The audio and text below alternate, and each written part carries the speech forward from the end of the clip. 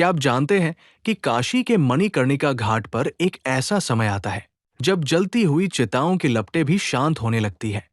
ठीक उसी क्षण सुबह लगभग 3:40 पर ब्रह्मांड में एक अदृश्य हलचल शुरू होती है।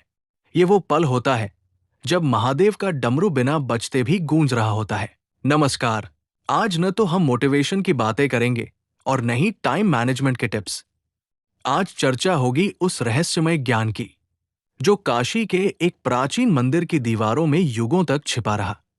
एक ऐसा गुप्त ग्रंथ जिसमें 21 ब्रह्मा मुहूर्त रहस्यों का उल्लेख है और एक ऐसा खोया हुआ सूत्र जिसे समझ लेने पर भाग्य बदलने में न साल लगते हैं न महीने। सिर्फ 3 मिनट काफी होते हैं। हाँ, सिर्फ 3 मिनट। आपने कई बार सुना होगा कि सफल लोग सुबह 4 बजे उठते हैं, लेकिन शायद ही किसी ने आपको ये बताया होगा कि उठने के बाद शुरुआती 3 मिनटों में अपनी अंदरूनी शिव ऊर्जा को कैसे जागृत किया जाए। अगर आप ब्रह्मा मुहूर्त में उठकर भी वही चिंता, वही तनाव और सबसे पहले मोबाइल स्क्रीन देख रहे हैं, तो आपने समय चुना है, चेतना नहीं। इस प्राचीन ज्ञान को नागा साधुओं की परंपरा में काल भेदन कहा गया है, यानी समय की सीमाओं से बाहर निकलकर अपनी वास्तविकता खुद गढ़ना। शास्त्रों में कहा गया है, यथा पिंडे तथा ब्रह्मांडे। जो आपके भीतर है वही पूरे ब्रह्मांड में है। समस्या बस इतनी है कि आज इंसान उस ऊर्जा से कट चुका है। हम उस रेडियो जैसे बन गए हैं जिसमें एंटीना तो है लेकिन फ्रीक्वेंसी नहीं मिल रही। काशी का ये सूत्र बताता है कि पूरे दिन में केवल 48 मिनट ऐसे होते हैं जिन्हें ब्रह्मा मुहूर्त कहा जाता है। ये वही समय है जब ब्रह्मांडीय ऊर्जा एक विशेष संतुलन में होती है। उस पल हवा में केवल ऑक्सीजन नहीं बल्कि प्राण प्रवाहित होता है।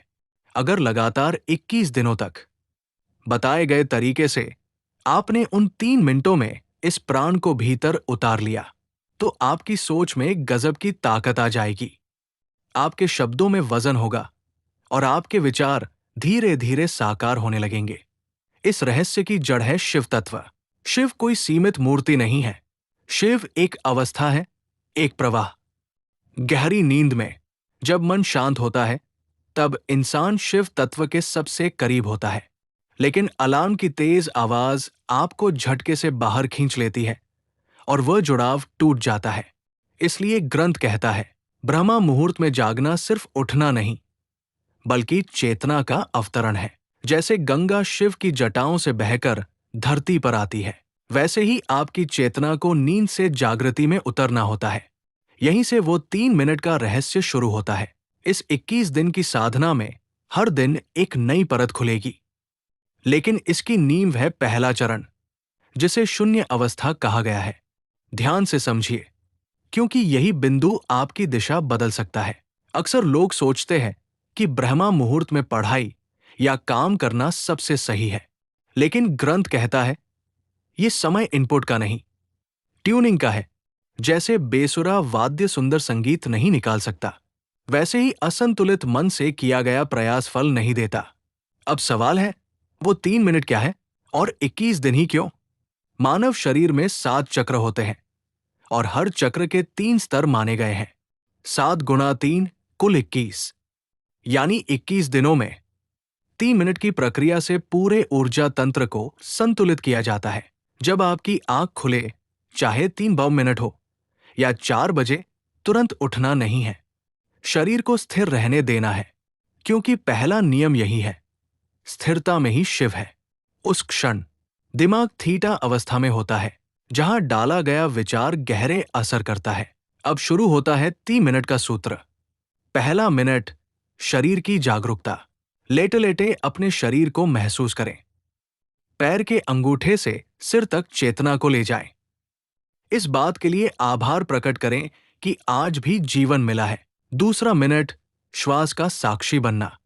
सिर्फ सांसों को देखें, बिना बदले। कल्पना करें कि हर श्वास के साथ उज्जवल ऊर्जा भीतर आ रही है और हर श्वास छोड़ने पर थकान व नकारात्मकता बाहर जा रही है। तीसरा मिनट, संकल्प का बीज। अब अपने लक्ष्य को ऐसे देखें जैसे वो पहले ही पूरा हो चुका हो।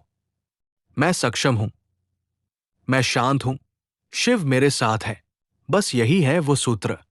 लेकिन ये प्रक्रिया 21 दिनों की मांग करती है। पहले 7 दिन कठिन होंगे, पुराने संस्कार बाहर आएंगे। अगले 7 दिन शांति और साक्षी भाव आएगा, और अंतिम 7 दिन ऊर्जा का पूर्ण संरेखण। अंत में ग्रंथ चेतावनी देता है, शक्ति उसी के पास रहती है जो उसका सम्मान करता है। अगर आपने ये साधना जीवन शैली बना ली, तो सिर्फ 3 मिनट रोज आपकी पूरी दिशा बदल सकते हैं। कल सुबह ब्रह्मा मुहूर्त फिर आएगा।